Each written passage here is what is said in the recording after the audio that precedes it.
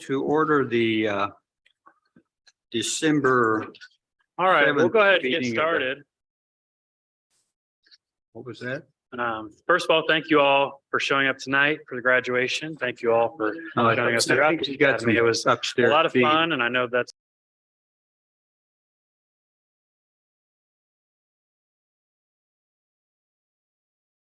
you got exposure to, if I counted correctly. Any of between you are 16 here and for 18 that of our meeting, police it's officers. upstairs. About half the police officers were involved in some capacity. I think that's pretty awesome for them, but also for you to have an opportunity to meet them and see some of the great work they do in all the different areas that they cover. Obviously, being a small police department, we don't have a forensics unit. We don't have a training unit. We have a lot of people who do a lot of different things. And that's one of the great things about working here.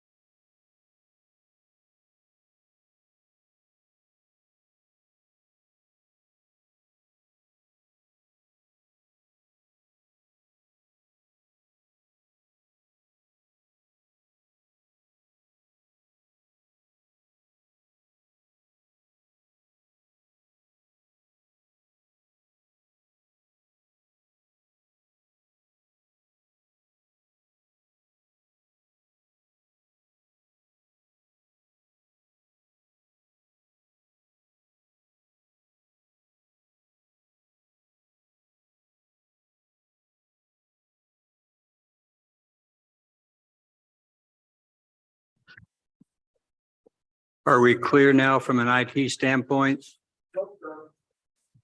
Okay.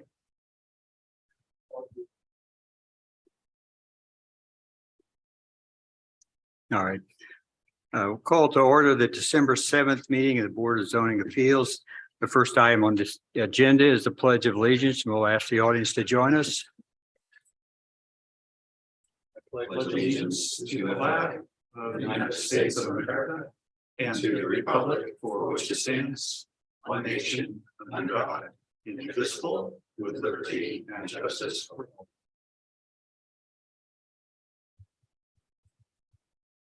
Next item is attendance. Suzanne, Janice, I'm sorry. Yeah. Mr. Day. Ms. Postlewaite, Present. Mr. Pickle. Present. Mr. Mundy. Present. And we have two members absent. So this evening will require that any item must have unanimous vote by the three members or it will be automatically continued to next month. The next item is the approval of the November 2nd, 2022 minutes of the meeting. Any questions or comments on those? Hearing none, is there a motion to approve? So moved. Thank you, Mrs. Postlewaite. Is there a second? Second. Thank you, Mr. Pickell. All in favor, please say aye. Aye. Opposed, same sign. They are approved.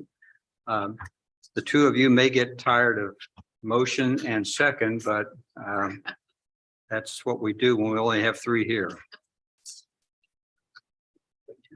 We also, some of the notice has been done by use of first-class mail. Our rules of procedure require that they be done by registered mail, yet we've waived that rule now throughout the pandemic because of the difficulty of people signing the registered letters. So if I could have a motion which would allow us to waive the rules and use first-class mail for notice, I would appreciate it.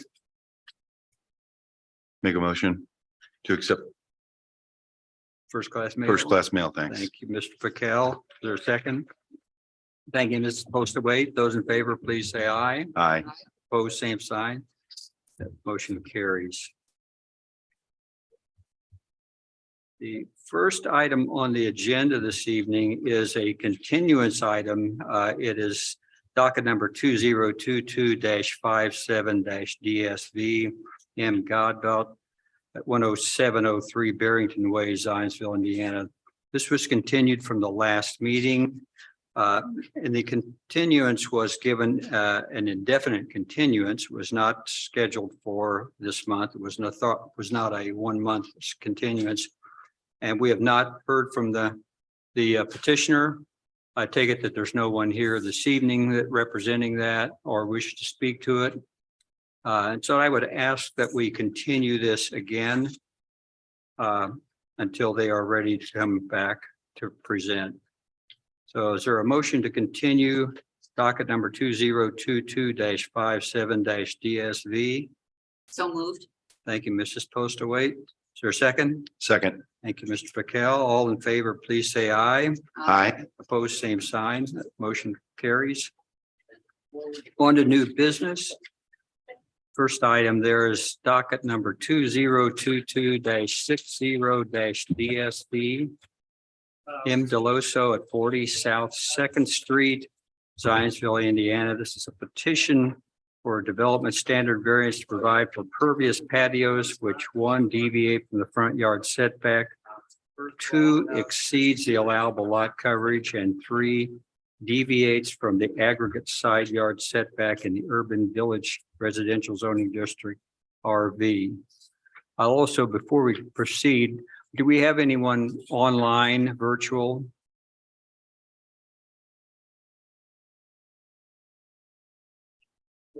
We do? All right. Should any of those, can you tell me who's online?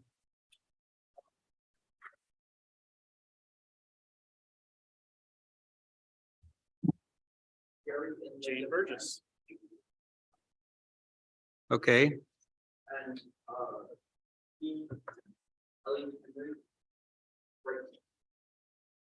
what was the last one? Okay.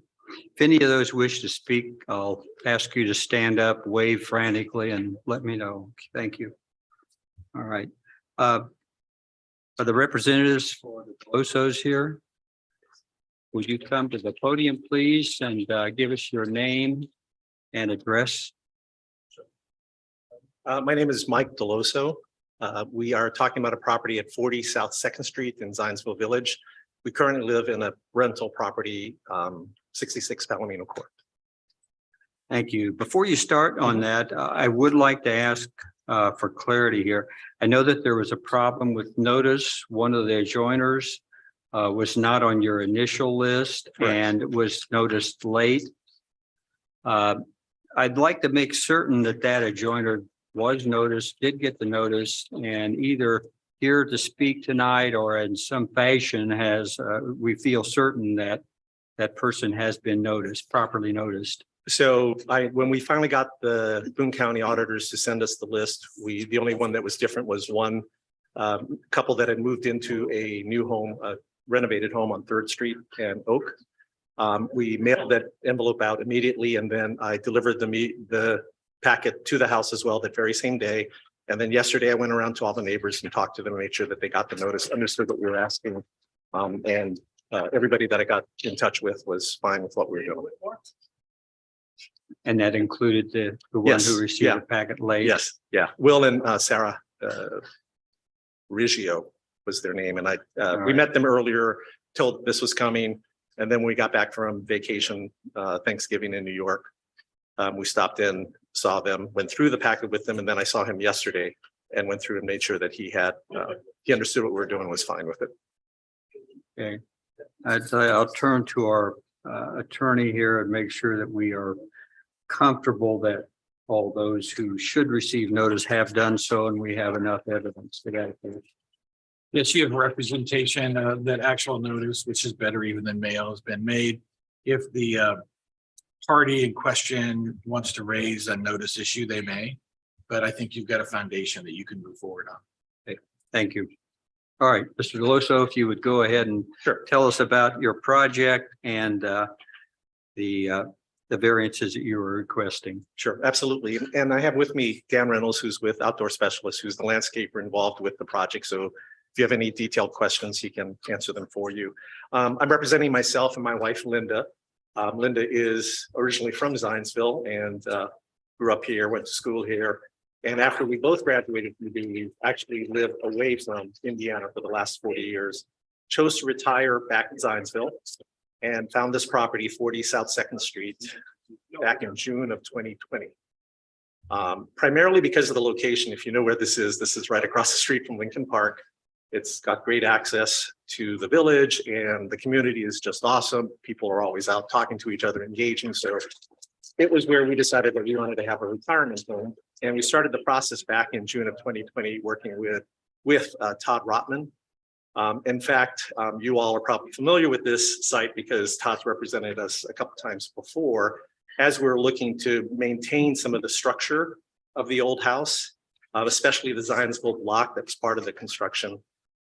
So we worked for about 1.5 years in trying to save the exterior structure and build the house that we wanted. Unfortunately, even though we graciously were given the variances, even though all that happened, when the builder got into looking at the core of the house, there were a lot of major issues. There was asbestos, there was mold, there was a problem with the sheathing, with the Zionsville block that we were trying to maintain, with air quality, and there was a lot of concern about the foundation strength and water leakage within the foundation. So Todd Rotman, the builders, and Linda and I held hands and collectively decided probably the best thing to do was to start over and build a house that we would be happy with and would actually stand the test of time.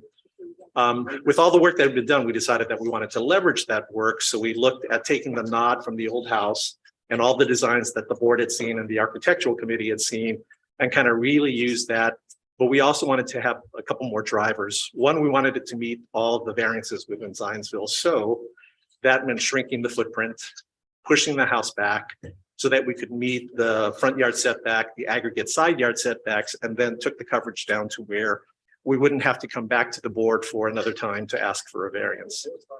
That house is currently being built. I actually have movers there today, moving stuff in. But in thinking about how we want to live in Zionsville, we really wanted to kind of enjoy that outdoor living. Didn't really understand that the permeable pavers was something that we had to get a variance for. Suzanne kind of helped us with that to understand what we needed. And so that's why we're coming in front of the board to talk about variances for the front patio that we want to put in place.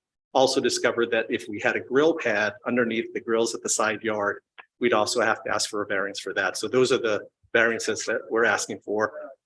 That's a front yard setback and then an aggregate side yard setback.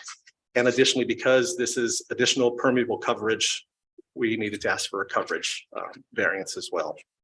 I can go into the details and explain each of the sections or answer any questions or just jump ahead through the totals, whatever makes sense for you all. Okay, yeah, that's fine, I guess, in terms of where you are right now.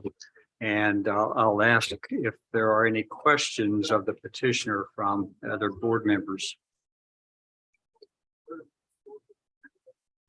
Hearing none, is there anyone here to remonstrate for or against this petition? Any online? Thank you so much. No. Thank you so Okay. much. All right. Forget that.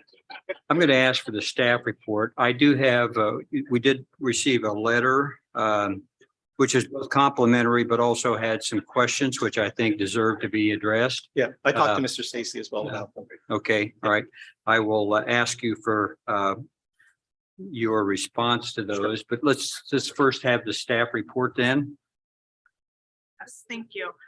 As the petitioner stated, this is the third time coming to you all. The previous two petitions, there was one in 2020. They did some revisions, I think, to go from a detached to an attached garage, which made them come back in 2021 for a revised site plan, essentially, to get approved. The lot, I'll say the lot coverage at that time was 42.8 is what was approved. Since that time, they've slightly made the residence a bit smaller. So the actual lot coverage with the new construction is 35.6% currently. So as today's request, they were requesting to do 2 pervious pavers in the front yard and the side yard. That would increase the lot coverage to 39.9%. the front yard setback would be 5 feet from the property line, and then the aggregate would be 11 feet, which is 6 feet from the north property line. Based on the lot coverage being less than the previous variance approval, and that these are pervious materials and uncovered. Also, in the immediate area, this is a common amenity and outdoor patio, and a few other lots in the immediate area also deviate from these variance requests. With that said, staff is in favor of all three requests, and I'm happy to answer any questions. Thank you. Any questions for staff? Seeing none, let me go back to you then, and I'll ask for you to address this.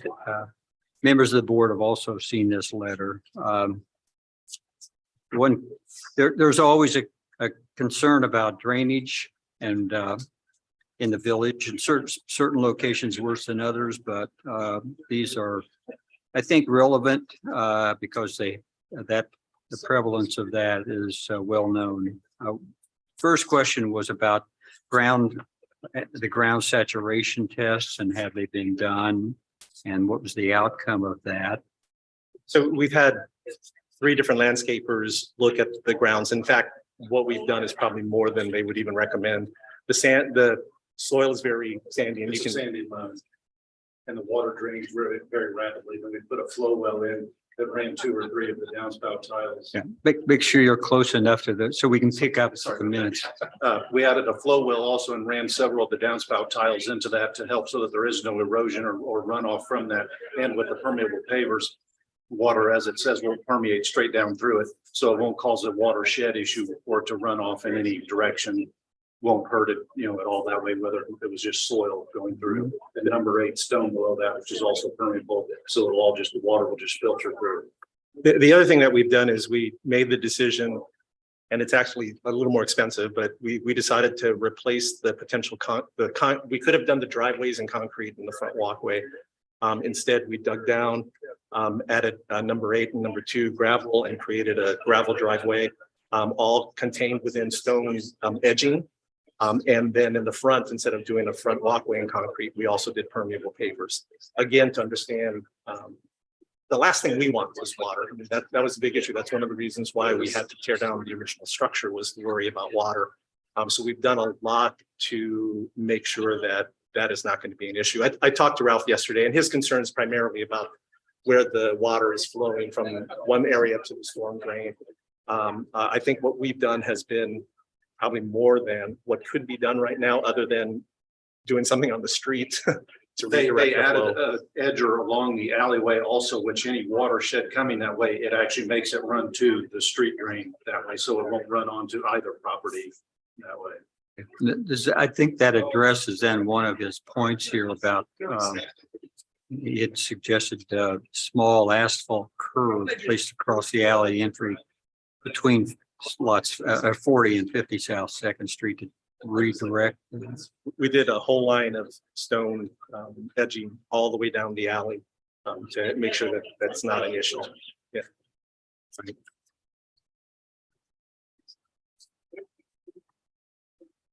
I think those are the only points that relative to water.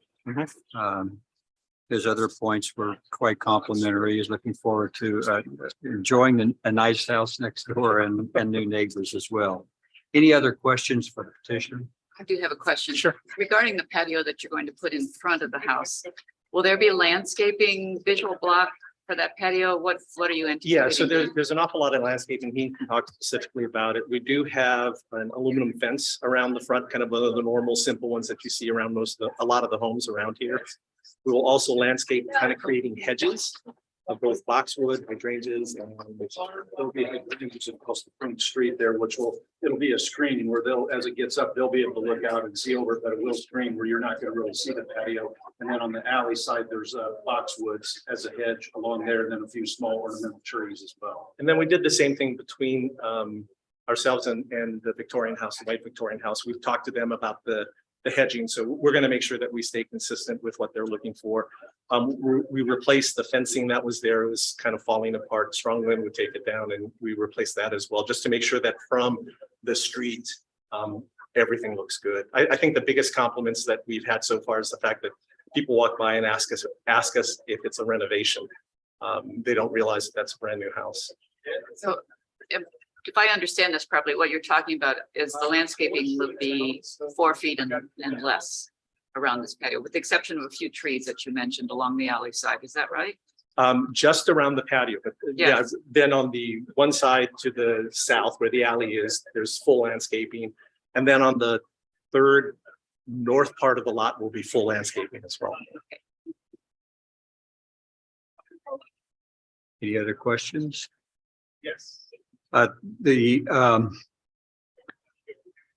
northeast corner, is that, you have a well there or a dry well that will hold water when, is that the black circle that is about? Yes. Okay, Yeah, and eventually when we held off on any of the plantings based on waiting for the decision of this group. And then once the decision is in place, we'll continue the planting. We'll do primarily the shrubs and trees before the hard winter. And then next spring add in the perennials. thank you. If there are no other questions, I would entertain a motion.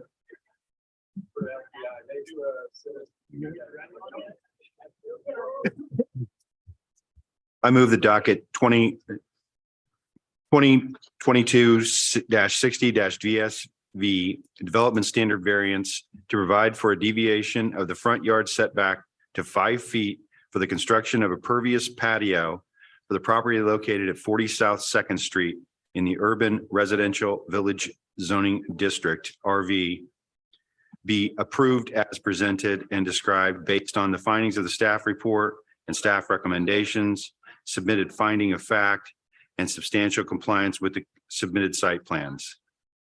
Thank you, Mr. Pickell. Is there a second? Second. Thank you, Mrs. Postawait. All those in favor, please say aye. Aye. Opposed, same sign. Motion carries. I move that docket 2022-60-DSV Development Standard Variance to provide for an increase in lot coverage to 39.9% of the construction of pervious patios for the property located at 40 South Second Street in the Urban Residential Village Zionsville District, RV, be approved as presented and described based on the findings in the staff report and staff recommendations, submitted findings of fact, substantial compliance with the submitted site plans. Thank you, Mr. Pickell. Is there a second? Second. Thank you, Mrs. Postawait. All in favor, please say aye. Aye. Opposed, same sign. That motion carries.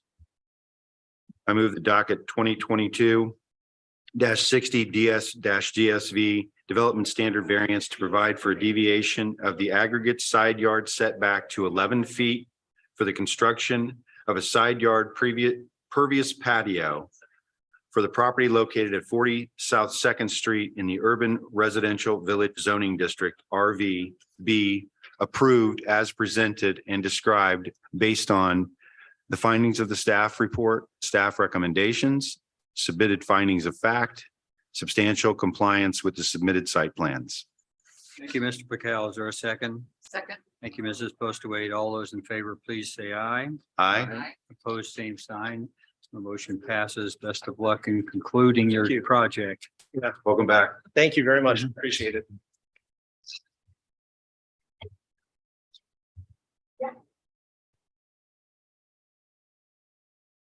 Next item on the agenda is petition number 2022-61-DSV G Man at 43 Balmoral Court, Zionsville, petition for a development standard variance to provide for a deck which, one, exceeds the allowable lot coverage and two, deviates from the rear yard setback in the Urban Village Residential Zoning District, RV. Mr. Burris, are you representing the Mans? I am. All right, would you please describe the project they wish to embark on? Well, thank you. My name is Roger Burrows, attorney with offices at 410 West Oak Street in Zionsville. I'm here representing Gary and Linda Mann, who are not new residents to Zionsville. They used to live in Cobblestone Lakes. They decided to downsize and they bought a house in Hunt Club Village at 43 Balmoral Court.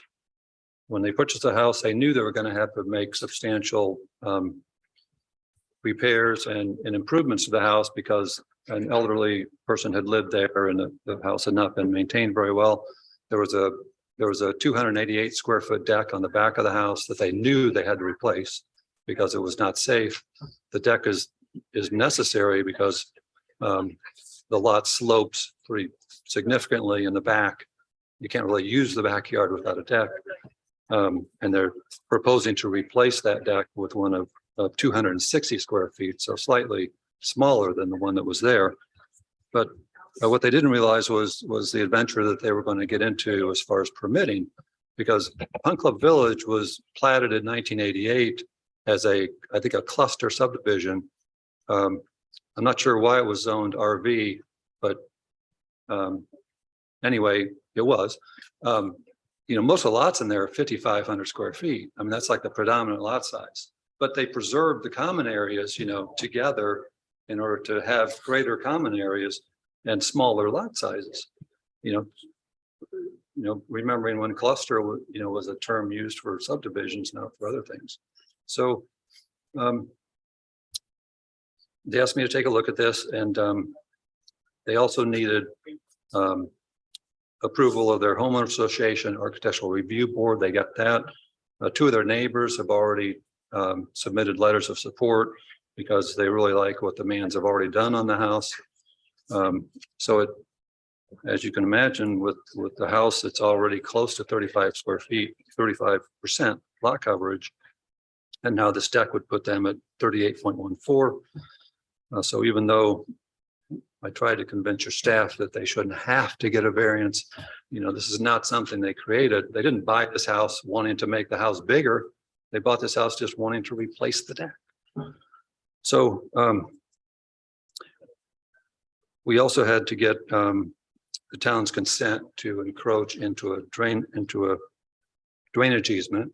The town has approved that. That's been recorded already.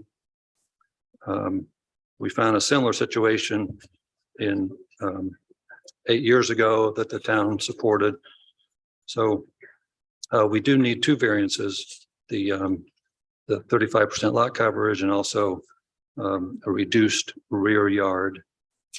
The hardship is that my clients can't get out two doors on the back of their house without having a deck to get out upon. Those doors are higher than 30 inches. And also I wanted to comment that, well, the other thing is, some of you know, some may not know that the RV used to be a 6,000 square foot minimum under the 2010 Zionsville ordinance, and it was still 35% lot coverage. So when the town increased the minimum size for RV to 8,000 square feet, they didn't increase the 35%. But that's just an interesting historical fact. If you want something even more interesting, in 1975 ordinance, the minimum lot size was 4,000 square feet, and it was still a 35% minimum lot coverage. So you can see there how times have changed. But my last comment will be that, this is not a situation like I had with my last client, where somebody came to Zionsville, to buy a property and try to get approval for a bigger house. I mean, I still think that case was justified and it was approved. But my clients in this case just wanted to replace their deck. So it's really quite simple. And we hope that you will agree with that. If you have any questions, I'd be happy to answer them. Thank you, Mr. Burris. Any questions for the petitioner's representative? I to assume that the existing deck has been demolished. Yes, they knew they were going to have to do some landscaping. And I'm glad you asked that because I forgot to talk about drainage. Because talk about drainage. Yeah, they had the landscapers coming out, to work on the yard, take out some old stuff, an old fence. They those are some of the things that have made their neighbors very happy, I understand. But they also put in, there's already a drainage inlet, you know, for the storm drainage. And so they put a trench along the property line so that they'd be sure that the drainage from their lot would not go on their neighbor. So that's how they have already taken care of providing for the drainage. So since they had the landscaping crew already out there, they asked them if they could go ahead and remove the crummy deck. I've got pictures of it if anybody would like to see how crummy it was. And also I've got pictures, and I included pictures in the petition of that drainage trench before and after. And they sodded everything. It looks great. Any other questions for the petitioner's representative? Any remonstrators here or online which wish to speak for or against this project?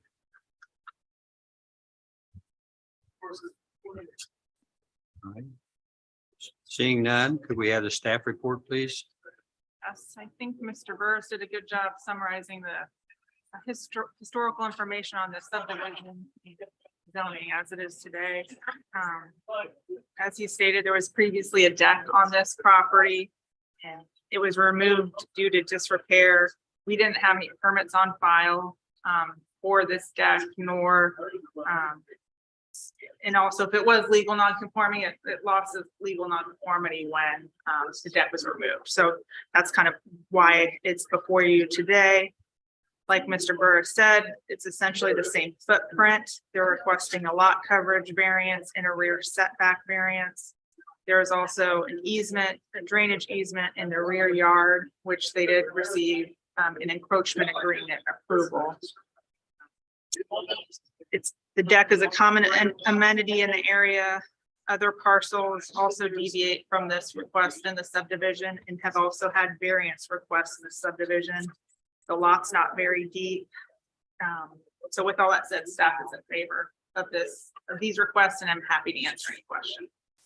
Thank you. Any questions for staff? Seeing none, I will say that we do have letters from neighbors who are supportive of the project, and it appears that they're quite happy with the changes that have been made. So with no other comments, is there a motion on this petition? I move that docket number 2022-61-DSV Development Standards variance to provide for an increase of lot coverage up to 38.14% for the construction of a deck for the property located at 43 Balmoral Court in the Urban Residential Village Zoning District, RV, be approved as presented and described based on the findings in the staff report and staff recommendations, submitted finding of fact, and substantial compliance with the submitted site plan. Thank you, Mrs. Postaway. Is there a second? Second. Thank you, Mr. Raquel. All in favor, please say aye. Aye. Opposed, same sign. That motion passes. I move the docket number 2022-61-DSV Development Standards variance to provide for a rear setback of 9 feet 6 inches for the construction of a deck for the property located at 43 Balmoral Court in the Urban Residential Village Zoning District, RV, be approved as presented and described based on the findings in the staff report and staff recommendations, submitted finding of fact, substantial compliance with the submitted site plan. Thank you, Mrs. Postaway. Is there a second? Second. Thank you, Mr. Raquel. All in favor, please say aye. Aye. Opposed, same sign. Motion passes. Good luck with our project. Good, thank you. Next item on the agenda is docket number 2022-62-SE. This is a petition for special exception to provide for a new single-family dwelling and related accessories on the parcel in the rural general agricultural zoning district, AG. Mr. Price, you're the representative here. There are two different docket items. I assume you'll talk about both of these at the same time. Yes, Mr. Chairman, that's my plan. I will go ahead and enter that one as well verbally. So that second docket number is 2022-63-DSV. Petition for development standard variance to permit a lot exceeding the maximum lot with the depth ratio of 3:1 in the rural agricultural zoning district AG. We'll vote on them separately, but if you feel free to go ahead and cover both of these. And if I could start first of all by saying the address must be not yet established. Is that correct? That's correct. We, Should you speak his name for the record? Oh, I'm sorry. Yes. If you would state your name. Sure. And address for the record. we kind of launched right into it. Thank you, Mr. May. My name is Matt Price, and I'm here tonight on behalf of the petitioner with the Denton's Law Firm at 10 West Market Street in Indianapolis, Indiana. Yes, the property in question is a 5-acre parcel just east of the intersection of County Road 200 and US 421. And I believe what we've done, consistent with our past practice, is to use the address based off the property tax record card, which is an address that's an approximate address until one's legally established for this individual lot. Thank you. Yep.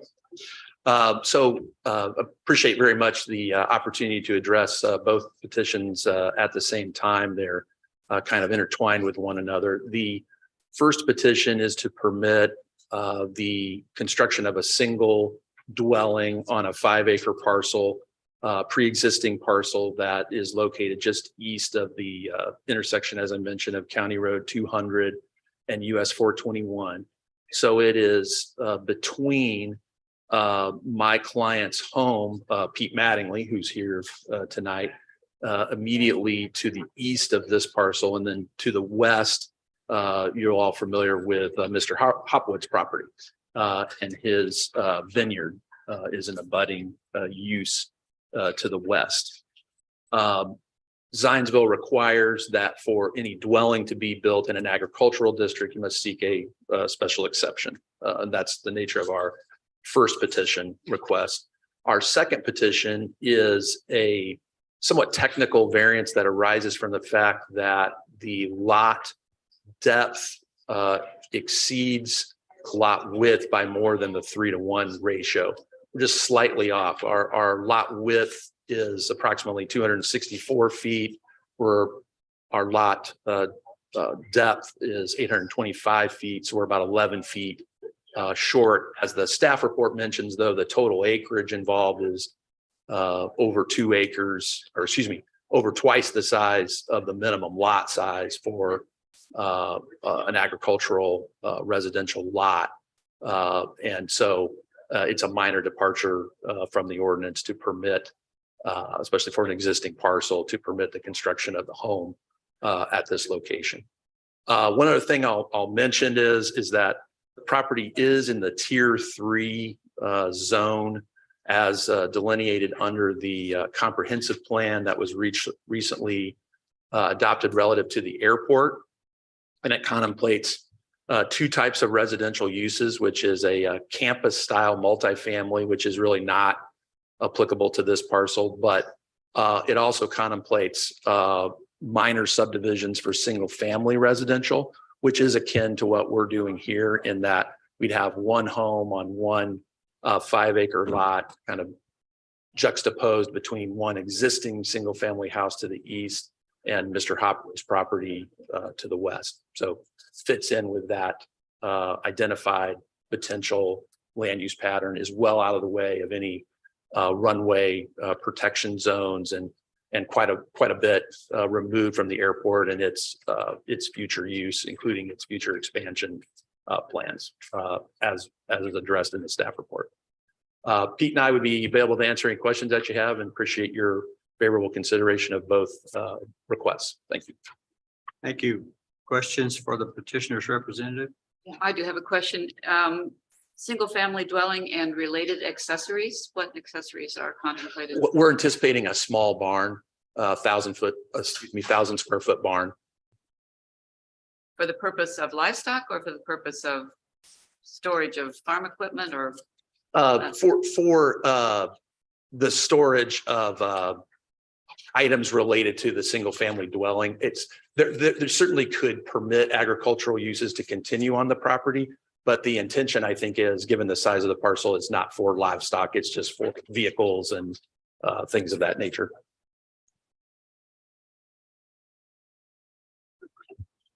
Any other questions? I have a couple. The property owner or the person who is intending to build a house there, they are aware that this is an agriculture area and they have recognized and willing that they will sign a Right to Farm Act statement. Yes, we'd certainly agree to that commitment. The Mattingly family, actually, Pete Mattingly and his brother Todd own the LLC together. They have a long history with this property, including Mr. Hopwood's property. And so their intention is to make a future home builder and owner aware of the surrounding agricultural uses and make the required commitment relative to the right to farm. That's part of our request. And along with that awareness, I guess, the proximity to the airport as well. While that doesn't require a statement, airports can be a little noisy, and so that the future owner would know that there is an airport nearby. Kind of hard to miss, but we usually make that statement anyhow, just to assure that it's known that the airport is nearby. We have done that historically, as folks have expressed an interest in the property and would commit that we can make providing the map that shows the tier 3 identification available to future prospective home buyers. Thank you, Mr. Price. Thank you. Matt, Mr. Price, that tier 3 carries through even with development of this property as a home. Potentially somebody could come in and say, we want to put a campus on this property. Am I right? Yeah, you're right. The comprehensive plan continues to exist going forward. Most of that tier 3 zone is actually north and west of us. We're kind of in a little pocket south of the county road. Mm-hmm. But yeah, it would still, if somebody in the future wanted to develop that property for some other use, now they'd have to come forward to the town with a specific proposal and get the necessary zoning for that. Mm-hmm. But the comprehensive plan certainly goes on into the future to help guide future decision makers. Very good. So Thank am you. I right in understanding that this is a spec home? Is that right? No, what we're You're doing is, building for a specific individual, you're building in the hopes of finishing it and then selling it to prospective buyers.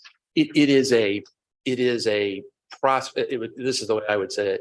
It is a prospective approval so that a future home builder can come in and have the requisite approval to construct a new home. One of the difficulties we're experiencing with this particular parcel is it is kind of an orphan parcel. You've got this pre-existing 5-acre parcel that requires a special exception before you can build. And so what we're finding is that has a kind of a chilling effect on folks' interest in the land because it's this kind of perceived impediment to building something. And so we're just coming in proactively to get that approval in place. Realizing it would still have to be permitted and go through the normal permitting process with the town. All good, thank you. How is that done? I'm just curious because it's given the right to farm restriction and so on. How is that done? It's attached to the property and whoever ends up buying the property then must follow through on signing off on that, or how does that work exactly? Is there a notation on the permit? How does that right to farm restriction carry through? My understanding is that approval by the board will stay with the land. Okay. And so as that ownership turns over, that approval stays approved with land. It's When you That say- would transfer over, that time binding commitment would transfer over to the new owner. Okay, the commitment to the right to farm on surrounding properties would be attached to that property no matter who owns it, and they would have to follow that. Yes. Okay. Yeah, well, it might be, it's not really a commitment because the Right to Farm Act is already the law, so it applies to everyone. The notice you provide is merely really a courtesy to say we'd like people to be aware as much as possible, but the Right to Farm Act already applies here. As long as there is farming being conducted adjacent, and that act simply says that a farmer cannot be subject to public nuisance actions. So it's really what it says. And so, but your provision simply is designed to give the farmer further protection by putting a notice into your process. So it's really not something we're asking someone to do to comply with the law. We're just saying, you should be aware. They have to Should be- acknowledge. I mean, Acknowledge they've been told. Acknowledgement. Yeah. Okay, thank you. And I think that that acknowledgement is required by ordinance. So that a future buyer wishing to build there must be informed of that. It is required that they accept the right to farm. Thank you. Any other questions? Are there any remonstrators here to support or demonstrate against this project? You would state your name and address, please. Hello, good evening, Ron Hopwood.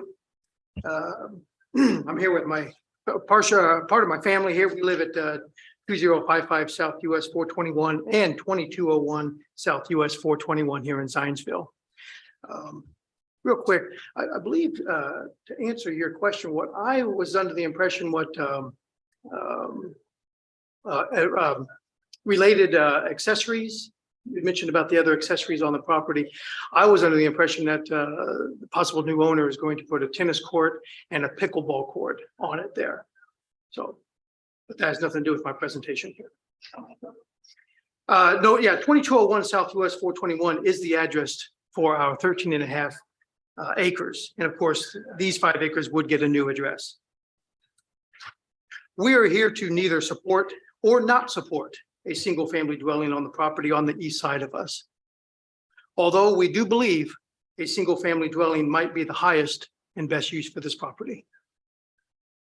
We are here to have some items on public record so that everyone is aware of them. And I think we kind of mentioned a little bit about the Right to Farm Act form to have signed. I think that would go along with some things that I have to say here.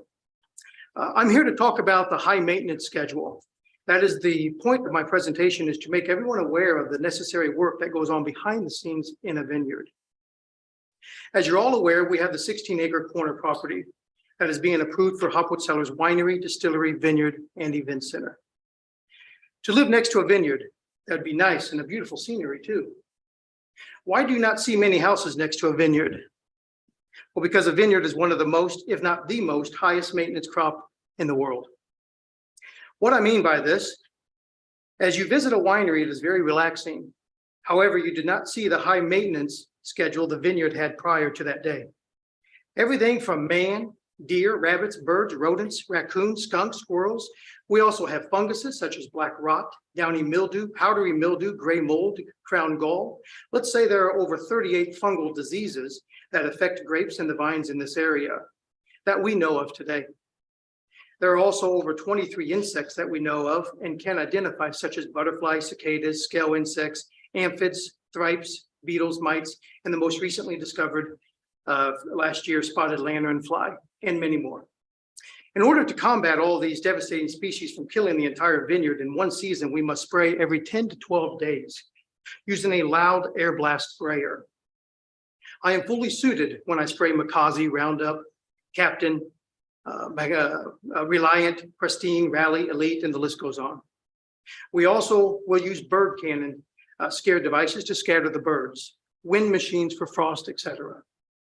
I am a licensed and certified private pesticide applicator that is bound by rules and regulations. The chemicals we spray are within code and are used in accordance with the labels on the containers.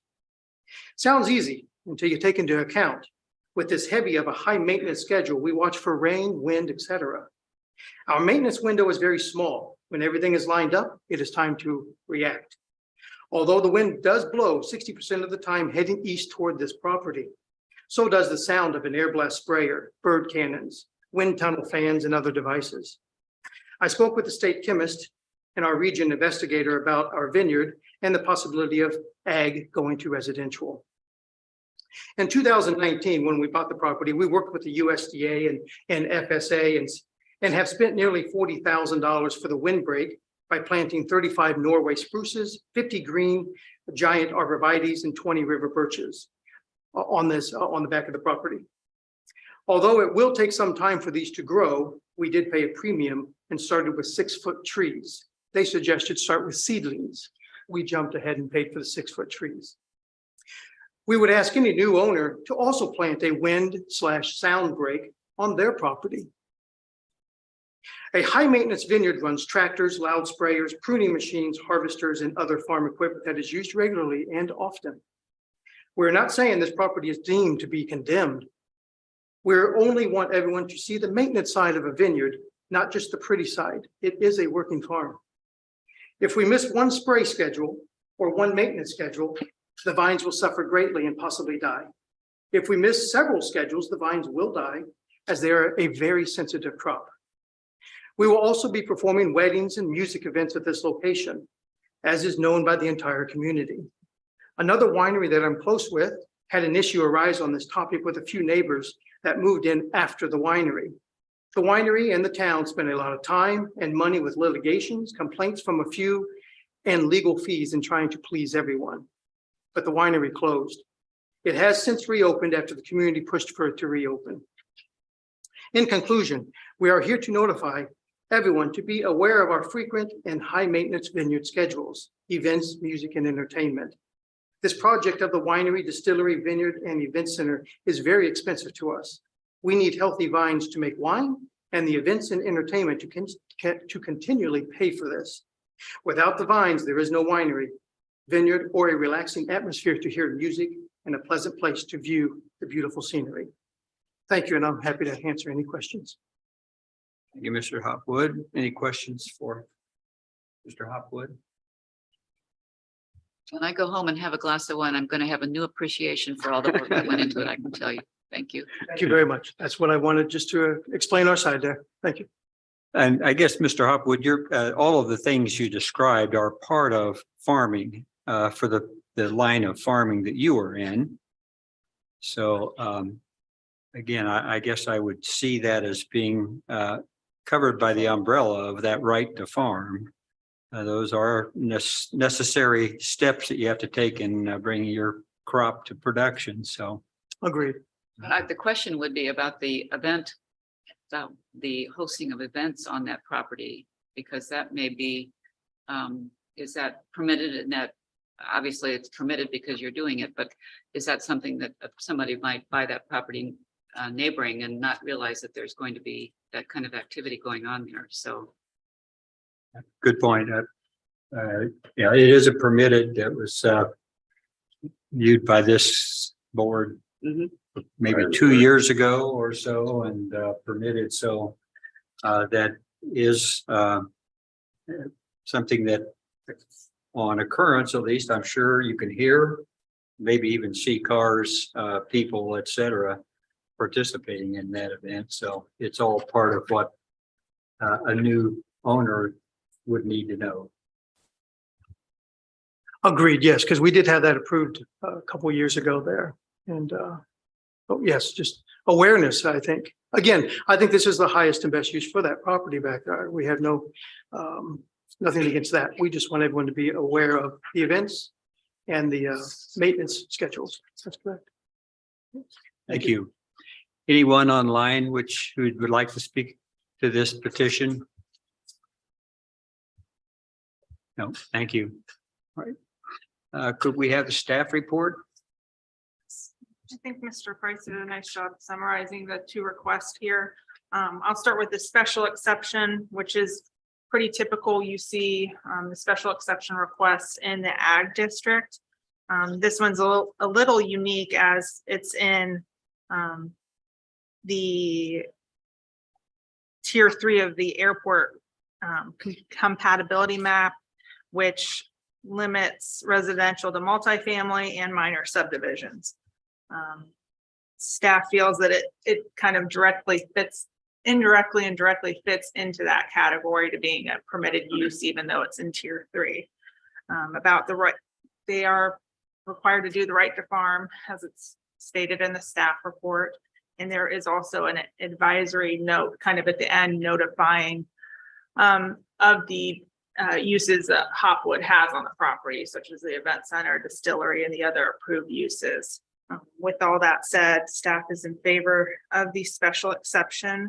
And then going on to the 3-to-1 width to depth ratio. The parcel was created in 1994, so it's kind of an existing standalone lot, and based on the size of the lot, it's less dense than what's permitted in the area. There's also other lots that don't meet the 3-to-1 ratio. With that said, staff is in favor of that request also, and happy to answer any other questions. Any questions for staff? Okay.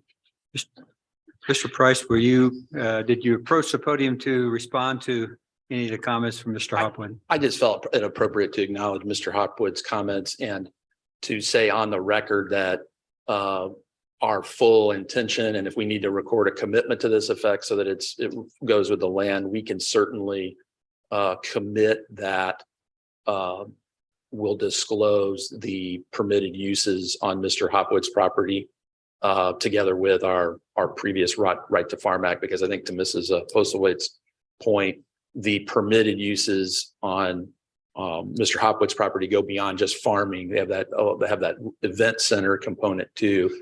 And while my client lives just 264 feet away from this property today and hasn't had a problem, he's been aware of that. In fact, sold some of the land to Mr. Hopwood to help facilitate his business. So we want anyone coming to this property to do so with their eyes wide open and have no problem with making a commitment to that effect.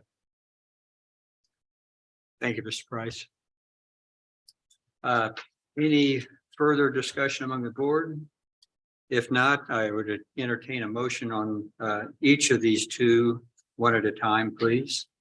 62 first. I move the docket 2022-62-SE, a special exception petition for the property located at 2201 South US Highway 421, estimated Zionsville in the rural agricultural Zionsville, in the rural agricultural zoning district AG, be approved as presented and described based on the findings of the staff report and staff recommendation, submitted findings of fact, substantial compliance with the submitted site plans, shall be required that the petitioner execute the right to farm acknowledgement document. Thank you, Mr. Pical. Is there a second? Second. Thank you, Mrs. Postawait. All those in favor, please say aye. Aye. Opposed, same sign. That motion passes.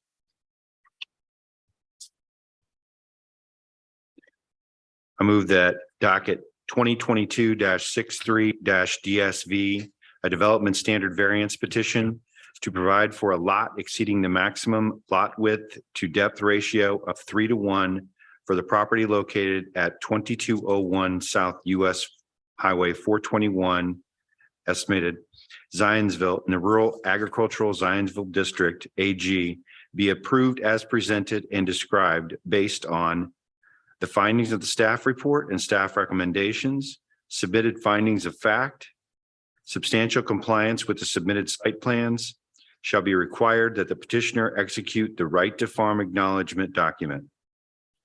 Thank you, Mr. Pical. Is there a second? Second. Thank you, Mrs. Postawait. All those in favor, please say aye. Aye. Opposed, same sign. Motion passes. Good luck to both of you at the project. That concludes all of the items, the docketed items. We did have a couple of other things in the packets that each of you received. First of those was the BZA rules of procedure with 2021 approved amendments for readoption.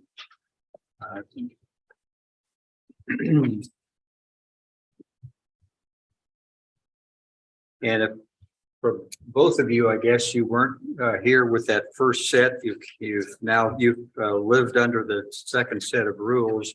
There is you'll see there an Exhibit A, and then there's an Exhibit A amendment. And the second part of that is adopting those rules of procedure with the Exhibit A amendment, which will follow the rules that the both of you have been using ever since you joined this group. And so I'm going to ask Janice if you will give a explanation as to why this makes sense and why we would wish to do it. Sure, let me give a brief summary. At its October 17th meeting, the Plan Commission provided a favorable recommendation to the Town Council to remove the rules of procedure for both the BZA and the Plan Commission from the zoning ordinance. The reason for this is because the body that has authority to manage the rules is this body. And that action takes that responsibility and places that responsibility here. At their November 21st, 2022 Town Council meeting, the Town Council did approve that the rules be removed from the ordinance. The TZA must now readopt the rules. The resolution that you have before you tonight is to provide that those rules be readopted. An explanation of what you are seeing is not just the resolution, it's also the amendment as was seen by the Town Council, the format only. Verbiage is the same, the format only in that first Exhibit A is from American Legal. What Steve's referring to is the original rules of procedure is actually presented to you as Exhibit A amendment. It's again, formatting only. You'll see that it looks much different than the American Legal format. We'd like to ask that you adopt the amendment form. And additionally, within that amendment form, you'll see a couple of highlighted, red highlighted areas. We're incorporating the amendments that you did approve last year, and those are related to sign notice as well as electronic meetings. So those are already approved. We're just incorporating those into the format and asking for adoption.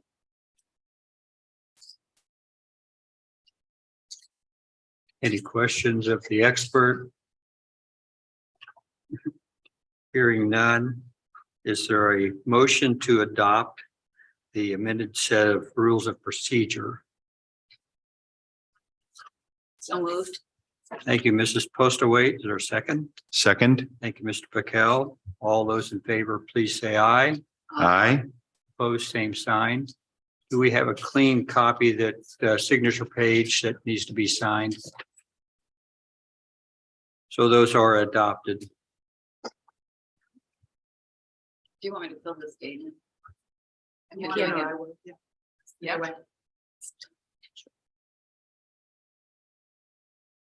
We're all right there. Mr. Day, I don't know if you want to say anything about the form base. Sure. You all may know that staff has been working on a new form-based code in cooperation with McKenna Associates.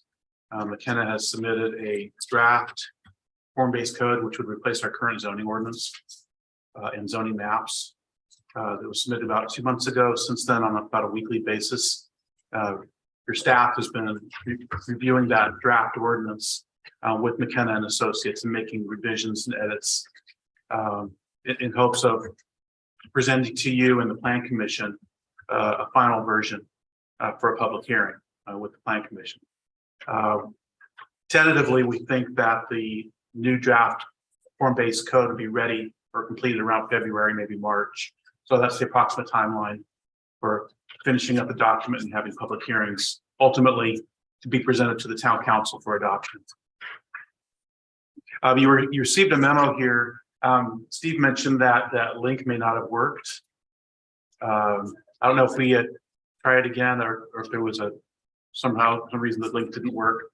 It's worthwhile to check that link because you'll find the Plan Commission presentation from McKenna on there, which kind of gives you more background on how that new code will work. Yeah, it was the YouTube link, which I could not get it to work. Even when I changed what I thought was wrong, it still didn't work. So if you want to, have you I tried had it? trouble. Yeah. I Yeah. had trouble. Okay. We'll look at it and resend you the link Okay. tomorrow. All right. Get that corrected. Very good. Thank you, Mike. Thank you. All right. I think we have no other business. So is there a motion to adjourn? So So moved. moved. Thank you, Mrs. Postaway. Mr. Pickell, would you Second. like to? You would second that. Thank you. All in favor, say aye. Aye. And we are adjourned. Thank you. Thank you, sir.